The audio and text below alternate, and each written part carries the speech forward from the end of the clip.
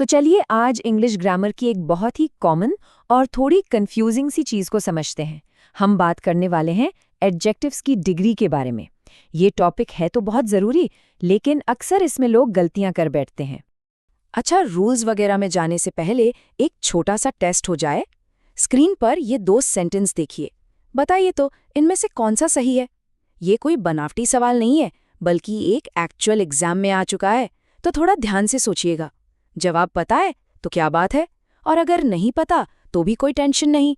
बस कुछ ही मिनटों में ये आपके लिए बिल्कुल क्रिस्टल क्लियर हो जाएगा।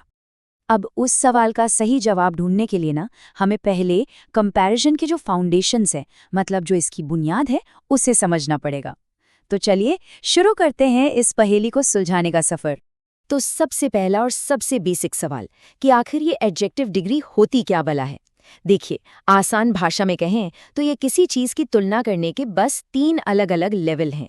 मतलब एडजेक्टिव की डिग्री से हमें ये पता चलता है कि किसी भी इंसान या चीज में कोई क्वालिटी, कोई भी गुण कितना है या किस लेवल का है। बस इतनी सी बात है। ठीक है, तो ये 3 लेवल कौन कौन से हैं? देखिए, सबसे पहला है पॉजिटिव डिग्री। ये बस किसी की एक सिंपल सी क्वालिटी बताती है, जैसे राम लंबा है, सिंपल। दूसरा आता है कंपैरेटिव डिग्री। जैसा नाम से ही पता चल रहा है, ये 2 लोगों या चीजों को कंपेयर करती है, जैसे श्याम राम से ज्यादा लंबा है। और फिर आता है तीसरा, सुपरलेटिव डिग्री। ये किसी को पूरे ग्रुप में सबसे ऊपर या सबसे बेस्ट बताता है, जैसे रवि सभी लड़कों में सबसे लंबा है। ओके, तो अब हमें ये तो पता चल गया कि ये 3 डिग्री क्या हैं, लेकिन सवाल ये है कि इन्हें बनाते कैसे हैं, मतलब कोई एडजेक्टिव अपना फॉर्म कैसे बदलता है। चलिए यही देखते हैं। देखिए, सबसे कॉमन तरीका तो बहुत ही आसान है। जो ज्यादातर छोटे एडजेक्टिव्स होते हैं उनके आखिर में बस er और est लगा दो। जैसे ब्राइट का बन गया ब्राइटर और ब्राइटेस्ट, या फिर हैप्पी का हैप्पियर और हैप्पीएस्ट। है ना एकदम सिंपल। लेकिन कहानी में एक ट्विस्ट है। अगर एडजेक्टिव थोड़ा लंबा हो तो हम उसके साथ ये और या एस्ट वाली छेड़छाड़ नहीं करते। नहीं, उसकी जगह हम शब्द से ठीक पहले मोर और मोस्ट लगा देते हैं। जैसे कि ब्यूटीफुल के लिए हम बोलेंगे मोर ब्यूटीफुल और मोस्ट ब्यूटीफुल। और फिर आते हैं कुछ बागी एडजेक्टिव्स, मतलब ऐसे वर्ड्स जो कोई रूल वूल नहीं मानते। ये तो पूरी तरह से अपना रूप ही बदल लेते हैं। जैसे गुड का गुडर नहीं होता, वो बन जाता है बेटर और बेस्ट। वैसे ही बैड का होता है वर्स और वर्स्ट। ये टेबल बहुत जरूरी है, इसे तो दिमाग में बिठाना ही पड़ेगा। चलो, डिग्री बनाना तो आ गया, लेकिन असली चैलेंज तो तब आता है जब इन्हें सेंटेंस में सही से यूज करना हो। यहीं पर असली खेल है। तो चलिए कुछ बहुत जरूरी रूल्स को समझते हैं।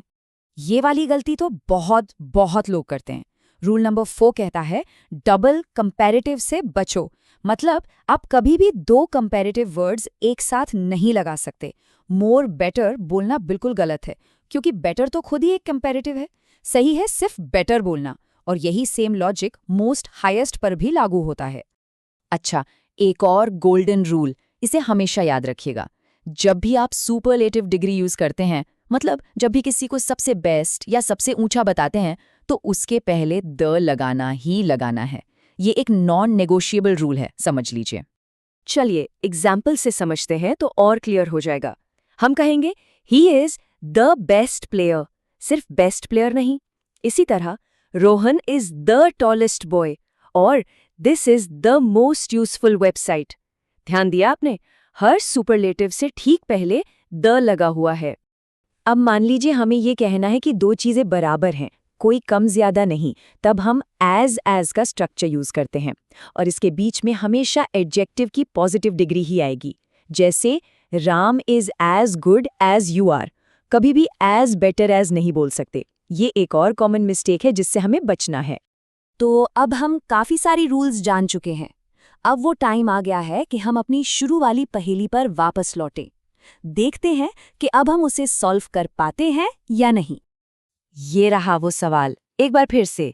Suresh is taller than I am, या फिर Suresh is more taller than I M.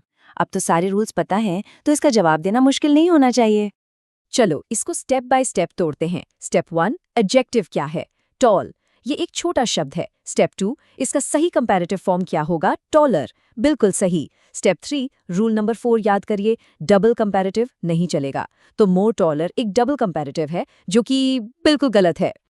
तो अब तो सब कुछ एकदम शीशे की तरह साफ है। सही जवाब है option A, Suresh is taller than I am. देखा, एक बार रूल्स पता चल जाए तो ये सब कितना आसान हो जाता है। शानदार! तो अब बेसिक कॉन्सेप्ट तो एकदम पक्का हो गया है। लेकिन रुकिए, एक और एडवांस्ड और बड़ा ही इंटरेस्टिंग रूल देखते हैं। ये आपकी इंग्लिश को सही में नेक्स्ट लेवल पर ले जाएगा। अभी हमने क्या सीखा था कि द हमेशा सुपरलेटिव के साथ आता है, राइट? लेकिन इंग्लिश ग्रामर में एक्सेप्शंस तो होते ही हैं। तो एक ऐसा ही केस है जब आप सिर्फ और सिर्फ दो लोगों या दो चीजों के बीच में कंपैरिजन कर रहे हों, तब आप कंपैरेटिव डिग्री के साथ भी द लगा सकते हैं। जैसे ये सेंटेंस देखिए, Rini is the more beautiful of the two sisters. अब यहां पर बात सिर्फ दो बहनों की हो रही है, इसीलिए कंपैरेटिव वर्ड मोर ब्यूटीफुल से पहले दी लगा है। ये एक बहुत ही स्पेसिफिक केस है जो सिर्फ दो के कंपैरिजन में ही काम आता है।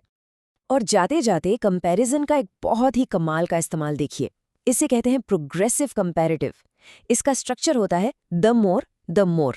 जैसे the more you play the more you will learn, मतलब जितना ज्यादा खेलोगे उतना ही ज्यादा सीखोगे। ये दिखाता है कि कैसे एक चीज के बढ़ने से दूसरी भी बढ़ती है। भाषा का कितना खूबसूरत इस्तेमाल है ये। तो आज हमने देखा कि नियम कितने जरूरी हैं, वो हमें क्लैरिटी देते हैं। लेकिन एक सवाल है जिसके साथ मैं आज की बात खत्म करना चाहता हूँ। देखिए, भाषा तो हमेशा बदलती रहती है ना? तो जरा सोचिए, क्या कोई ऐसी आम गलती है जो आज हम करते हैं और हो सकता है कि कल वो एक स्टैंडर्ड रूल बन जाए? सोचने वाली बात है ना?